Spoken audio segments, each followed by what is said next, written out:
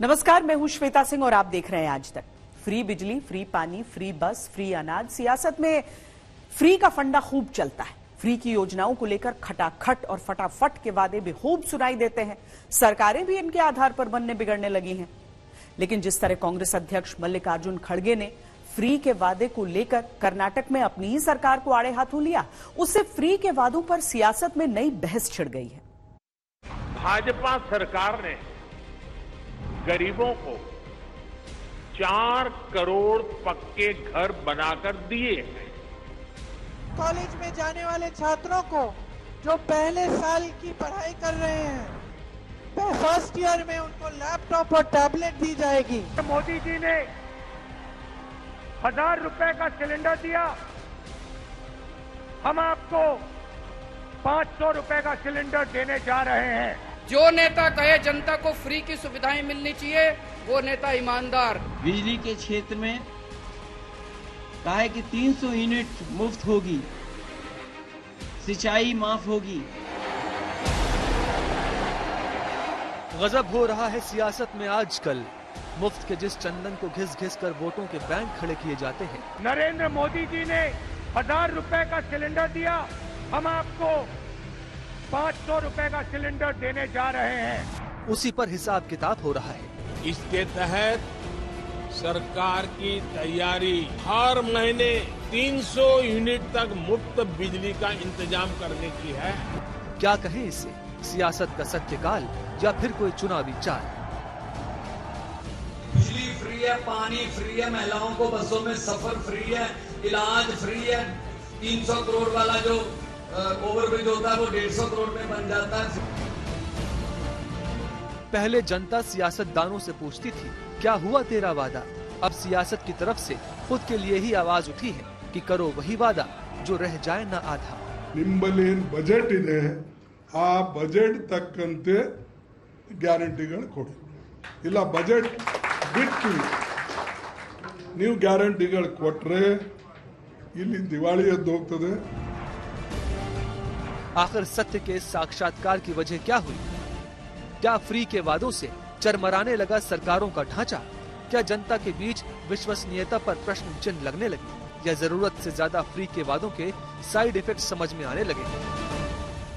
राष्ट्र में और झारखंड में जो इन्होंने वादा किया था, जो लोगों ने उम्मीद रखा था, उसके विपरीत रूप में भारतीय जनता पार्टी और के सहयोगी दल जा रहा है।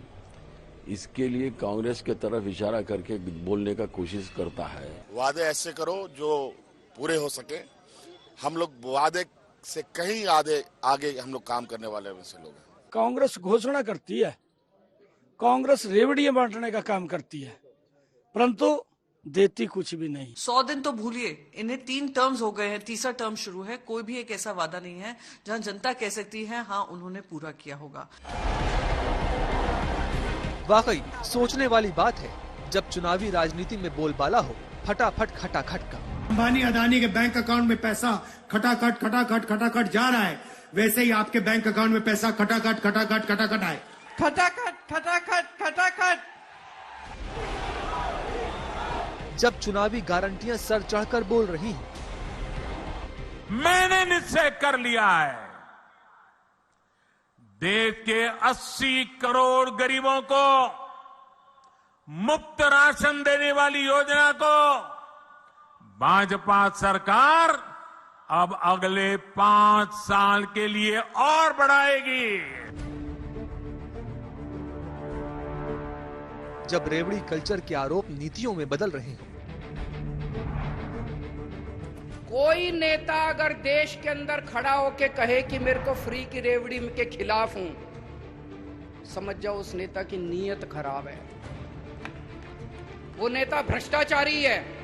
कोई नेता अगर देश में देखो कि वो कह रहा है फ्री की रेवड़ी खराब है, जनता को फ्री की सुविधाएं नहीं मिलनी चाहिए, सरकार घाटे में चली जाएगी, समझ जाओ उसकी नीयत खराब है। वो अपने दोस्तों के कर्जे माफ करना चाहता है, अपने परिवार के घर भरना चाहता है, जनता को लूटना चाहता है, एमएलए खरीदना चाहता है, वो देश का बेड़ा गर्क करना चाहता है। राजनीति के ऐसे दौर में अगर कोई तेते पांव पसारिए जेती लांबी सौर यानी उतने ही पैर फैलाने चाहिए जितनी लंबी चादर हो की नसीहत दे तो मुद्दा बनना तय है। गठबंधन, हमारे गठबंधन को कह रहे हैं मिलावट का गठबंधन।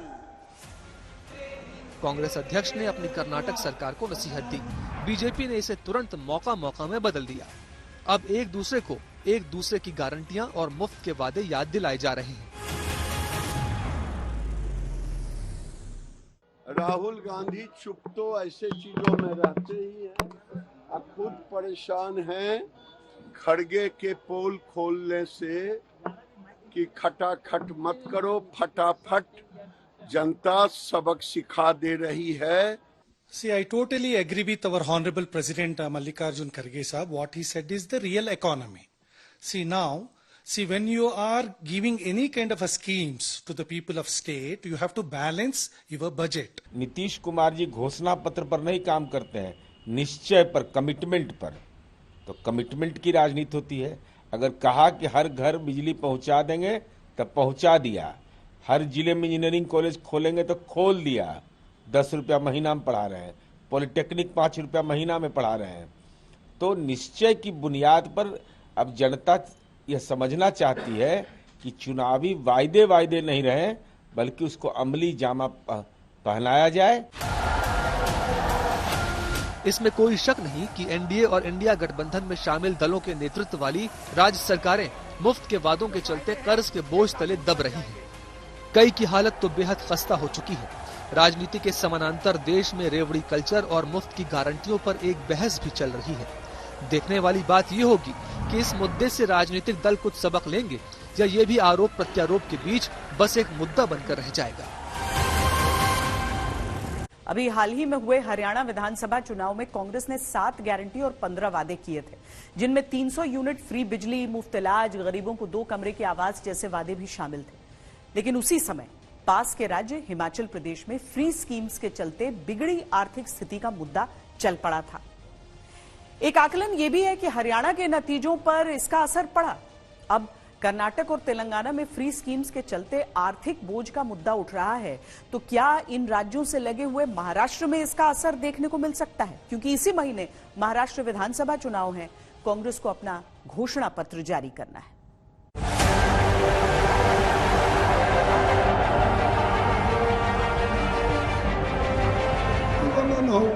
ಈಗ ನಾವು ನಿಮಗೆ ಅನುಕರಣೆ ಮಾಡ್ತೀವಿ, ಅಲ್ಲಿ ಮಹಾರಾಷ್ಟ್ರದಾಗ ಯಾವ್ದು ಮಾಡಬೇಕಂದ್ರೆ ನಾ ಹೇಳಿದೆ 5, 6, 10, 20 ಹೇಳಕ್ಕೆ ಹೋಗ್ಬಿಡಿ. ನಿಮ್ಮಲ್ಲಿ ಏನು ಬಜೆಟ್ ಇದೆ ಆ ಬಜೆಟ್ ತಕ್ಕಂತೆ ಗ್ಯಾರಂಟಿಗಳು ಕೊಡಿ. ಇಲ್ಲ ಬಜೆಟ್ ಬಿಟ್ಟು ನೀವು ಗ್ಯಾರಂಟಿಗಳು ಕೊಟ್ಟರೆ ಇಲ್ಲಿ ದಿವಾಳಿ ಎದ್ದು ಹೋಗ್ತದೆ. ಈಗ ಒಂದು ಬಟ್ಟಿ ಮಣ್ಣು ಹಾಕಕ್ಕೆ ಸಡಕ್ ಮ್ಯಾಗಿಲ್ಲ, ಇದು ಇಲ್ಲ, ಎಲ್ಲರೂ ನಿಮ್ಮ ಮೇಲೆ ಬೀಳ್ತಾರೆ.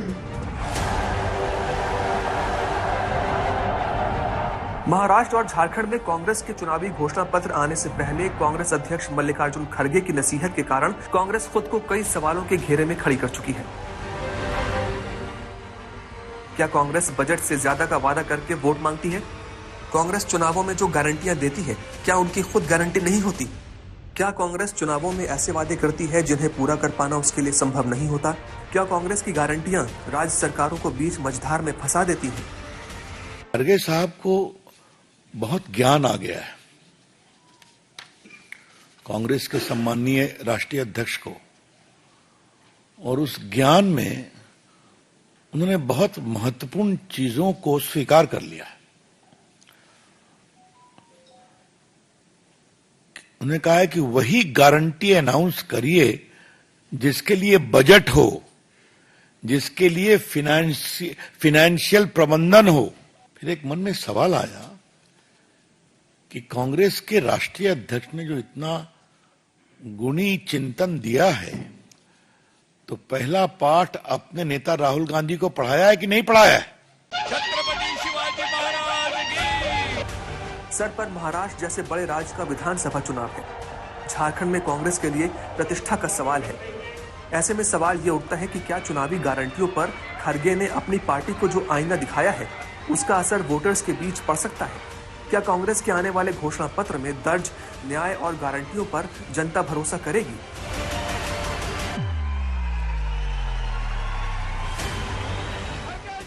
सवाल ये भी उठ सकता है कि खड़गे ने कर्नाटक में अपनी सरकार के बजट और वादों पर सवाल उठाया है, इसका महाराष्ट्र और झारखंड से क्या लेना देना है, तो इसे जरा समझना होगा।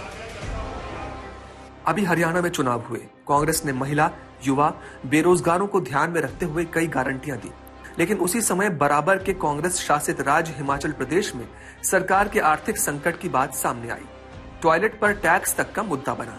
जानकारी आपको हमने दी है, तो मेरा ये मानना है कि जो सरकार अभी 2 साल 11 दिसंबर को पूरे होने, उससे पहले अगर 19,000 पोस्टें निकाल रही हैं और 3,000 पोस्टें और लाइन पर है, तो इसका मतलब हम युवाओं को रोजगार देना चाहते हैं। यही नहीं, 2020 से जितने भी केसेस फंसे हुए थे कोर्ट में, हमने उनको भी ठीक किया है। कांग्रेस की पोल खोल चुकी है। इन्होंने जाति के नाम पर भी बांटने का प्रयास किया, इन्होंने संविधान का डर दिखाकर भी किया, लेकिन जनता अब कांग्रेस का असली चेहरा जान चुकी है और कांग्रेस को लगातार हरा रही है। अब महाराष्ट्र और झारखंड में भी कांग्रेस की हार होगी, ये दीवार पर लिखा है। कांग्रेस हरियाणा में अपनी जीत मानकर चल रही थी, लेकिन सत्ता फिसल गई। अब जरा देश के नक्शे में देखिए महाराष्ट्र को। महाराष्ट्र के पास ये रहा कर्नाटक और ये रहा तेलंगाना। कर्नाटक से ये मुद्दा उठ चुका है कि सरकार आर्थिक तंगी के चलते 5 में से 1 गारंटी पर पुनर्विचार या समीक्षा करने की तैयारी कर रही है। तेलंगाना जैसा राज्य जो बहुत बड़ा नहीं है, वहां पर भी 35,200 करोड़ रुपए सिर्फ मुफ्त वाले वादों पर खर्च किए जा रहे हैं। पिछले कुछ वर्षों में कांग्रेस ने अपने प्रचार में खटाखट योजनाओं और न्याय गारंटियों की झड़ी लगाई है। बीजेपी और उसके सहयोगियों को अब कांग्रेस को उसी के वादों पर घेरने का मौका मिल चुका है। भारत की राजनीति में एक नया शब्द माननीय राहुल गांधी जी लाया है, खट खटाखट, खट खटाखट। तो ये जो कई चुनावों से खट खटाखट चल रहा था, उसका खटाखट का क्या होगा? क्योंकि राहुल गांधी तो घोषणा करने में माहिर हैं, घोषणा करके चले आते हैं। महाराष्ट्र और झारखंड चुनावों में फ्रीबीज का मुद्दा निश्चित तौर पर उठेगा और ऐसे में कांग्रेस के वादों पर सवाल और बढ़ेंगे। फिलहाल नजरें कांग्रेस के घोषणा पत्र पर रहेंगी। खड़गे ने अपनी ही पार्टी को जिस तरीके से ये कहा कि गारंटी उतनी ही दी जाए जिसका अतिरिक्त जो भार है वो अर्थव्यवस्था पर उस राज्य के न पड़े, बजट देखा जाए उस राज्य का जहां पर यह वादा किया जा रहा है। हालांकि ये सच है कि कांग्रेस को इससे पहले भी अपनी फ्री स्कीम्स के वादों के लिए मुश्किल हालात का सामना करना पड़ा। लोकसभा चुनावों के दौरान कांग्रेस की तरफ से गारंटी पत्र जारी किया गया था और नतीजे आने के बाद ये कांग्रेस के गले की हड्डी बन गया था। कहां से मिला था कार्ड आपको? कि इसमें सालाना 1 लाख रुपया मिलेगा, महीने का 8,500 रुपया मिलेगा। वो तो सर बताइए कि 8,000 महीना में मिलेगा। ये बता रहे थे कि भाई इसमें पैसा गरीब लोगों को पैसा देंगे राहुल। लोकसभा चुनाव के नतीजे आने के तुरंत बाद देश के अलग अलग कोने से महिलाएं कांग्रेस दफ्तरों में पहुंचने लगी थी।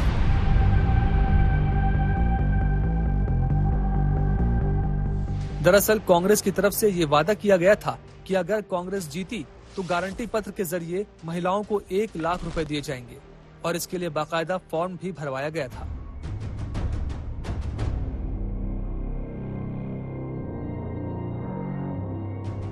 कांग्रेस जीत जाएगा तो 8,500 रुपए हर महीने मिलेगा। आप लोग को जो है साल का मतलब 1 लाख कुछ मतलब देंगे, 8,500 रुपए महीना। 1 जुलाई को बताया था कि खटाखट। हाँ 1 जुलाई को बताया जी, 1 जुलाई। अच्छा आप बताइए। आएगा खटाखट, टाइम खटाखट पैसा मतलब आने लगेगा। कांग्रेस जीत तो नहीं पाई, लेकिन महिलाओं की भीड़ लगने लगी। नारी न्याय की गारंटी के तहत महिलाओं को 1 लाख तो नहीं मिला, लेकिन बीजेपी ने कांग्रेस के इस वादे के लिए खूब घेरा। इसी तरह 2018 के विधानसभा चुनाव के दौरान भी कांग्रेस ने 10 दिन के अंदर किसानों के कर्ज माफी की बात कही थी, जिससे बाद में पलटना पड़ा था। मैं स्टेज से आपसे कह रहा हूं, जैसे ही कांग्रेस पार्टी की सरकार आएगी उसके बाद 10 दिन गिनना, 11 नहीं 10, 1 2 3 4 5 6 7 8 9 10 दिन के अंदर किसानों का कर्जा माफ करके दिखा देंगे आप। हिमाचल प्रदेश में कांग्रेस ने 2022 में चुनाव के दौरान 10 गारंटियां दी थी। 15 महीने में 5 गारंटियां पूरी करने का दावा भी कर दिया, लेकिन सच्चाई उससे अलग है। ओल्ड पेंशन स्कीम बहाल की गई, लेकिन 9,500 कर्मचारी अब भी बाहर हैं। महिलाओं को 1,500 रुपए देने का वादा किया गया, लेकिन केवल 24,000 महिलाओं को मिला, जबकि 7 लाख ने आवेदन किया था। कांग्रेस की एक गारंटी ये भी रही कि गाय का दूध 80 रुपए और भैंस के दूध को 100 रुपए प्रति किलो खरीदा जाएगा। फिलहाल 45 रुपए गाय और 55 रुपए भैंस के दूध की खरीद की बात की जा रही है। गोबर 2 रुपए खरीदने की बात कही गई थी, लेकिन 22 महीने के बाद भी इस पर कुछ नहीं हुआ है। इसी तरह बागबानों को फलों की कीमत तय करने का वादा अभी तक पूरा नहीं हुआ। 5 लाख युवाओं को रोजगार देने का वादा अधूरा रहा। 300 यूनिट का वादा पूरा नहीं हुआ। मुफ्त इलाज का वादा अभी तक पूरा नहीं हुआ। हमने हमारे हर वादे को एड्रेस किया है और कांग्रेस पार्टी हिमाचल, कर्नाटक और तेलंगाना तीनों जगह पे दिए हुए वादों को पूरा करने में फेल गई है।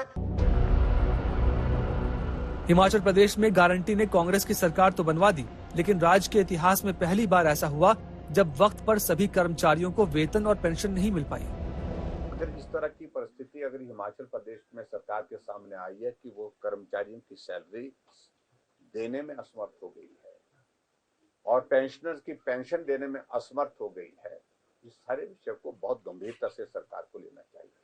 आर्थिक दृष्टि से हिमाचल दिवालियापन के कगार पर लगभग जो खड़ा होता दिख रहा है। कहाँ पर ये आया है कि यहाँ पर आर्थिक संकट है? ये ठीक है कि हम किसी कारणवश जो है कुछ रीशेड्यूलिंग करते हैं पेमेंट्स वगैरह का, तो वो कोई आर्थिक संकट नहीं है, वो सभी सरकारें करती है।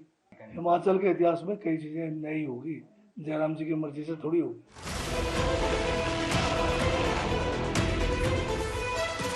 इसी तरह 2023 में कर्नाटक विधानसभा चुनावों में भी कांग्रेस ने 5 गारंटियां दी और चुनावों में उनका जमकर प्रचार किया। गृह लक्ष्मी योजना के तहत महिलाओं को हर महीने 2,000 रुपए, युवा निधि योजना के तहत बेरोजगार ग्रेजुएट्स को 2 साल के लिए 3,000 रुपए और डिप्लोमा धारियों को 1,500 रुपए। अन्न भाग्य योजना के तहत गरीबी रेखा से नीचे हर परिवार को 10 किलो चावल। शक्ति योजना के तहत महिलाओं को सरकारी बसों में मुफ्त यात्रा।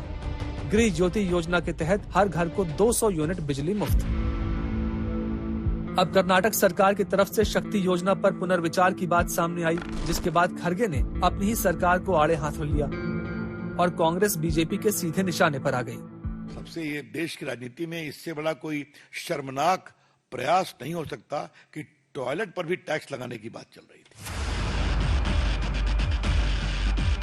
बीजेपी कांग्रेस के सामने मोदी की गारंटियों और उन्हें पूरा करने की इच्छा शक्ति और क्षमता के उदाहरण दे रही है।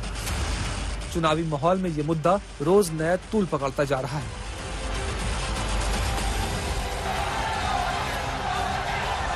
ये बात केवल एक पार्टी की नहीं है, ये बात केवल एक राज्य की नहीं है, पूरे देश के राजनीतिक दलों के लिए है। जनता को लुभाने के लिए कई बार मुख्य मुद्दों से या तो भटकाने के लिए बड़ी बड़ी गारंटी दे दी जाती है, लेकिन जब उन्हें पूरा करने की कोशिश में राज्यों पर आर्थिक बोझ पड़ने लगता है, तब वही वादे सरकारों की स्थितियां बिगाड़ने लगते हैं। कैसे अंबानी अदानी के बैंक अकाउंट में पैसा खटाखट जा रहा है, वैसे ही आपके बैंक अकाउंट में पैसा खटाखट आए। 24 घंटे बिजली और फ्री बिजली ये एक जादू है, पूरी दुनिया में आज तक किसी ने नहीं। ये ऊपर वाले ने केवल मेरे को विद्या दी है, मेरे को आता है बस, और किसी को नहीं आता। क्या मोदी जी को रास्ता दिखा दे? खटाखट। ये गारंटी और वादे राजनीतिक दलों को अपने विरोधियों पर बढ़त हासिल करने में भले मदद करते हों, लेकिन राज्यों की अर्थव्यवस्थाओं पर बढ़ता हुआ बोझ भी है, जिसका वजन चुनाव दर चुनाव बढ़ता ही जा रहा है। सीएजी के डेटा के अनुसार सब्सिडी पर खर्च लगातार बढ़ रहा है। फ्री बिजली, पानी, यात्रा, बिल और कर्ज की माफी, ये सब वो फ्रीबीज हैं जिन पर राज्य सरकारें सबसे ज्यादा खर्च कर रही हैं। सुप्रीम कोर्ट भी फ्रीबीज को लेकर पहले ही अपनी चिंता जता चुका है। आरबीआई की एक रिपोर्ट में बताया गया है कि राज्य सरकारें मुफ्त योजनाओं पर बहुत खर्च कर रही हैं, जिससे वो कर्ज में फंस रही हैं। रिपोर्ट में पंजाब, राजस्थान, बिहार, केरल और पश्चिम बंगाल की स्थिति बिगड़ती हुई बताई गई है। 2026-27 तक पंजाब पर अपनी जीएसडीपी का 45% से ज्यादा कर्ज होने का अनुमान है। इसके अलावा राजस्थान, केरल, पश्चिम बंगाल, आंध्र प्रदेश, उत्तराखंड, बिहार, हरियाणा और तमिलनाडु पर 30% से ज्यादा कर्ज होगा। अभी की स्थिति को देखें तो हिमाचल प्रदेश पर 94,000 करोड़ रुपए का कर्ज पहले से था। कर्ज के तले दबे इस राज्य पर 20 महीने में 21,366 करोड़ का कर्ज और बढ़ गया। इसी तरह कर्नाटक में कांग्रेस ने 5 गारंटियां दी थी, जिन्हें 59,000 करोड़ खर्च करके पूरा करने में राजस्व घाटा बढ़कर 1.14 लाख करोड़ पार होने का खतरा है। 5 लाख करोड़ के कर्ज से जूझती कर्नाटक सरकार अब चुनावी वादे अधूरे छोड़ रही है। तेलंगाना में 6 गारंटी को पूरा करने के लिए 53,196 करोड़ रुपए की जरूरत है। मजबूरन कांग्रेस सरकार कई योजनाओं को वापस ले रही है, जिनमें महालक्ष्मी योजना, बुजुर्ग पेंशन और इंदिरा आवास योजना शामिल है। मैं यही बता रहा हूं, भारतीय जनता पार्टी मध्य प्रदेश, छत्तीसगढ़, राजस्थान कई जगह काम कर रही है। अभी अभी सरकारें चुनकर आई है 1.5-2 साल में। हमने हमारे हर वादे को एड्रेस किया है और कांग्रेस पार्टी हिमाचल, कर्नाटक और तेलंगाना तीनों जगह पे दिए हुए वादों को पूरा करने में फेल गई है। और खड़गे साहब को भी मैं बधाई देता हूं, कम से कम जनता के सामने उन्होंने स्वीकार किया है कि हम हमारे वादे पूरा करने में फेल गए हैं। झारखंड की जनता खड़गे साहब की स्वीकृति का संज्ञान ले और इनके वादों का मूल्यांकन करे, ऐसा मेरा झारखंड की जनता को। फ्रीबीज और उससे बढ़ते बोझ का गणित बहुत सरल है। अगर आपकी कमाई कम है और खर्चा ज्यादा तो आपको कर्ज लेना पड़ेगा, लेकिन अगर आप खर्च और कर्ज को सही तरीके से संभालते नहीं हैं तो हालात खराब हो सकते हैं।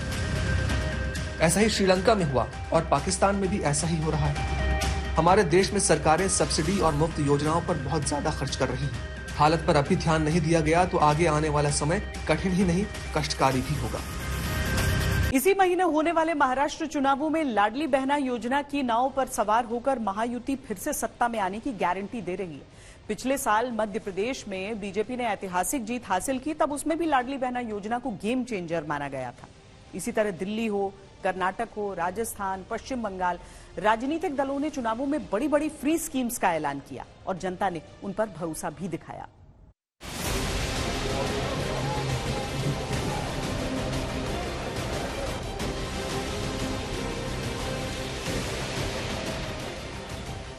महाराष्ट्र चुनावों में बड़ा मुद्दा है महायुति सरकार की तरफ से लाई गई मुख्यमंत्री लाडली बहन योजना। महायुति को इस योजना के भरोसे चुनावी वैतरणी पार कर लेने की उम्मीद है, जबकि महाविकास अघाड़ी इसे आड़े हाथों ले रही है। उन्होंने लाडली बहन का योजना की, लेकिन उन्होंने अभी बंद है। कैसे बंद है? चुनाव आयोग के द्वारा बंद कर दिया है। इससे क्योंकि उनके पास पैसा नहीं है, उनके ट्रेजरी में पैसा नहीं है, इसलिए उन्होंने इलेक्शन कमीशन के द्वारा इसको बंद कर दिया है। हमारे महाराष्ट्र का महिलाओं को एक पैसा भी नहीं मिलेगा। ये सब छूट था, चुनाव के लिए था। ये विपक्ष के लोग, विरोधी पक्ष के लोग, ये लाडली बहना बंद हो जाएगी, लाडली बहना योजना बंद करेंगे। क्या रिश्वत देते हो? क्या भीख देते हो? क्या बिकत लेते हो महिलाओं को? ऐसे बोलने वाले विपक्ष को आप क्या जवाब दोगे? जो खोड़ा डाला है, रोड़ा डाला है, उसको मराठी में कहते हैं जोड़ा, मतलब चप्पल में पहनते हैं ना पैर में। त्यांना खोडा टाकणाऱ्यांना जोडा तुम्ही दाखवणार की नाही? जोरात सांगा, दाखवणार की नाही? महाराष्ट्र की मौजूदा सरकार ने 1 जुलाई को मुख्यमंत्री लाडली बहन योजना शुरू की और इसमें करीब 2.5 करोड़ महिलाओं के खाते में 1,500 रुपए प्रति माह जमा करने का प्रावधान रखा। दिवाली बोनस सहित कई किश्तें एक साथ जमा भी करा दी गईं। सरकार ने करीब 45,000 करोड़ रुपए का बजट इसके लिए रखा है। महायुति सरकार की लाडली बहन योजना वैसी ही है जैसा मध्य प्रदेश में शिवराज सिंह के मुख्यमंत्री रहते लाडली बहन योजना शुरू की गई थी।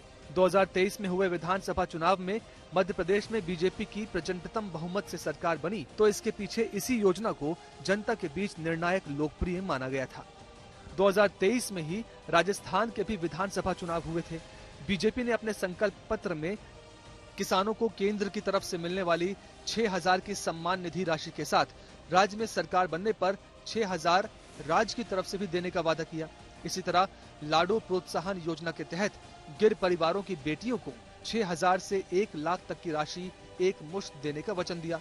विधवा एवं निराश्रित महिला पेंशन 1,500 रुपए प्रति माह का भी वादा किया। इसके अलावा स्कूटी और लैपटॉप देने की भी घोषणाएं की। राजस्थान में भी बीजेपी के वादों पर जनता ने भरोसा किया और कमजोर स्थिति में दिख रही बीजेपी प्रचंड बहुमत से जीती। हाल ही में हुए आंध्र प्रदेश के विधानसभा चुनाव में एनडीए का मैनिफेस्टो जारी किया गया था। इसमें पात्र महिलाओं को 1,500 रुपए प्रति माह पेंशन, बेरोजगार युवाओं को 3,000 रुपए प्रति माह मदद की घोषणा की गई। जनता ने इन वादों पर भरोसा किया और आंध्र प्रदेश में ऐतिहासिक बहुमत मिला एनडीए को। पश्चिम बंगाल में ममता बनर्जी सरकार में भी कई योजनाएं ऐसी हैं जो चर्चाओं में रहती हैं, जैसे इमामों और मुअज्जिनों को प्रतिमाह आर्थिक सहायता देना। इसी तरह कई मंदिर के पुजारियों को भी भत्ता देने की योजना लागू करना। दिल्ली में केजरीवाल 2015 के बाद 2019 में भी लौटे, तो इसके पीछे उनकी तमाम मुफ्त की योजनाओं को माना जाता है। दिल्ली देश का अकेला शहर बना है जहां पे 24 घंटे बिजली है। तो आज मैं गारंटी देता हूं कि 24 घंटे बिजली सबकी जारी रहेगी। दूसरा, 200 यूनिट बिजली में ही 200 यूनिट बिजली जो मुफ्त दी जा रही है। यह विपक्ष वालों का कहना है कि केवल 31 मार्च तक है। मैं दिल्ली की जनता को कहना चाहता हूं, जब तक केजरीवाल है तब तक केजरीवाल की गारंटी है 200 यूनिट बिजली आपकी जारी रहेगी। एक समय था जब सरकारें जनता को सब्सिडी देती थी, लेकिन अब फ्री का कल्चर बढ़ रहा है। इसके चलते सरकारें भी बनती हैं, तो ये राजनीति का चुनावी चलन भी बन चुका है। मुफ्त का चंदन घिस मेरे नंदन वाली राजनीति देश में बहुत पुरानी है, करीब 57 साल पुरानी है और इसकी शुरुआत दक्षिण से हुई थी। लगभग एक दशक पहले दिल्ली में जब मुफ्त की राजनीति के साथ आम आदमी पार्टी ने व्यापक चुनाव प्रचार शुरू किया, उसके बाद से देश के कई और राज्यों ने इसे अपनाना शुरू कर दिया। दो किस्म की राजनीति है। एक वो जो सरकारों को लूटते हैं, देश को लूटते हैं, पैसा कमाते हैं, भ्रष्टाचार करते हैं, अपने परिवार के घर भरते हैं। 7-7 पुश्तों तक इन्होंने पैसे कमा रखे हैं, 7 पुश्तें इनकी घर बैठ के खाएंगी। और दूसरी वो राजनीति है जो फ्री में देती है सबको, जनता के भले के लिए, ईमानदार राजनीति है। कोई नेता अगर देश के अंदर खड़ा होके कहे कि मेरे को फ्री की रेवड़ी के खिलाफ हूं, समझ जाओ उस नेता की नीयत खराब है, वो नेता भ्रष्टाचारी है। कोई नेता अगर देश में देखो कि वो कह रहा है फ्री की रेवड़ी खराब है, जनता को फ्री की सुविधाएं नहीं मिलनी चाहिए, सरकार घाटे में चली जाएगी, समझ जाओ उसकी नीयत खराब है। वो अपने दोस्तों के कर्जे माफ करना चाहता है, अपने परिवार के घर भरना चाहता है, जनता को लूटना चाहता है, एमएलए खरीदना चाहता है, वो देश का बेड़ा गर्क करना चाहता है। ये एक आज टेस्ट लेके चले जाना, जो नेता कहे जनता को फ्री की सुविधाएं मिलनी चाहिए वो नेता ईमानदार, जो नेता कहे जनता को फ्री की सुविधाएं नहीं मिलनी चाहिए वो नेता बेईमान और भ्रष्टाचारी और गद्दार। बिजली फ्री करेंगे, पानी फ्री करेंगे, शिक्षा फ्री में देंगे, मेडिकल बेनिफिट्स फ्री में मिलेंगे, मुफ्त अनाज उपलब्ध होगा, 200 यूनिट बिजली मुफ्त में। इतने लैपटॉप किसी देश में मैं समझता हूँ नहीं बटे होंगे। टोल में से माफी दी गई है। मुफ्त की मंडी सजी हो तो कीमतों को कौन देखे, लेकिन कीमत तो चुकानी पड़ती है किसी न किसी को। मुफ्त की राजनीति इन दिनों उसी मोड़ पर आ चुकी है जहां सियासी पार्टियां सोचने को मजबूर हो चली हैं कि मुफ्त के वादों से क्या खोया क्या पाया। हमारे जो वायदे हैं ये कानून बन जाएंगे। देश में मुफ्त की राजनीति शुरू करने का श्रेय डीएमके को जाता है। 1967 में विधानसभा चुनाव में डीएमके ने 1 रुपए में 1.5 किलो चावल देने का वादा किया था। ये वादा तब किया गया था जब देश खाद्यान्न के संकट से जूझ रहा था। इस वादे ने राज्य से कांग्रेस का ऐसा सफाया किया कि वो आज तक तमिलनाडु में लौटी नहीं। फिर प्रमुखता से 1982 में मुफ्त की राजनीति ने चुनाव में बड़ा बदलाव किया और इस बार राज्य था आंध्र प्रदेश। अभिनेता एनटी रामाराव ने तेलुगु देशम पार्टी का गठन किया और विधानसभा चुनाव में मुफ्त मिड डे मील, 2 रुपए किलो चावल और बिजली पर सब्सिडी का वादा किया। जनता ने उन्हें भारी जीत दी। दक्षिण से निकली फ्री की राजनीति 2012 में यूपी के चुनाव में बड़े पैमाने पर नजर आई। समाजवादी पार्टी ने मुफ्त लैपटॉप, टैबलेट बांटने की घोषणा की। समाजवादी पार्टी की बड़े बहुमत से सरकार बनी।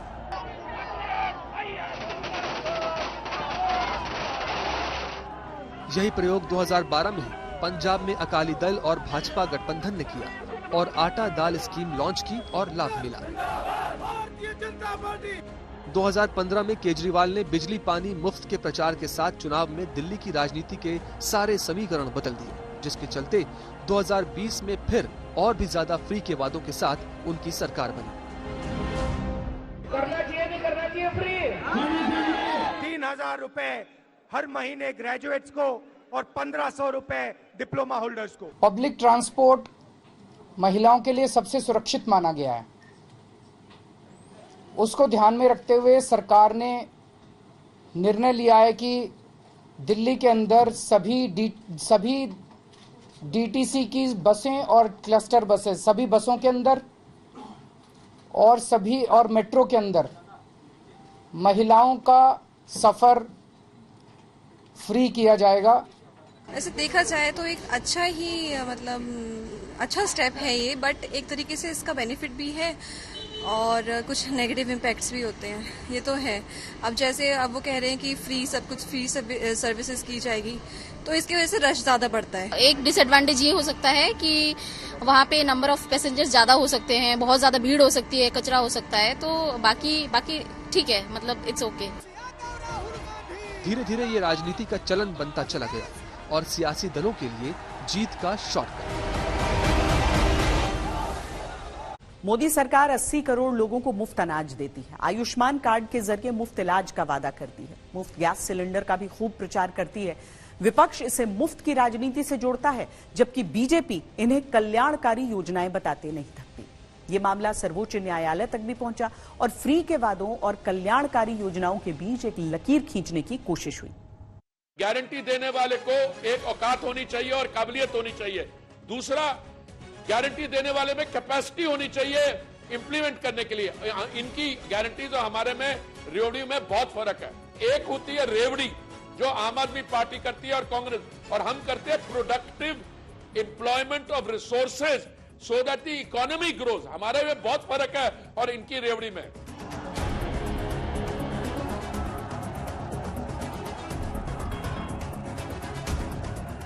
अगर सामान्य शब्दों में समझा जाए तो फ्रीबीज एक लोक लुभावन वादा है, जबकि कल्याणकारी योजनाओं में की जाने वाली घोषणाएं सरकार की नीति। लेकिन मुफ्त तो दोनों ही तरफ है। ऐसे में जब पार्टियां एक दूसरे पर रेवड़ी कल्चर का आरोप लगाती हैं, तो ये समझना मुश्किल होता है कि किसे रेवड़ी कल्चर से जोड़ें और किसे कल्याणकारी योजनाओं से। मैं मुफ्त की रेवड़ियां लेके आया हूँ। ये एक पैकेट है, इसमें 6 रेवड़ी हैं।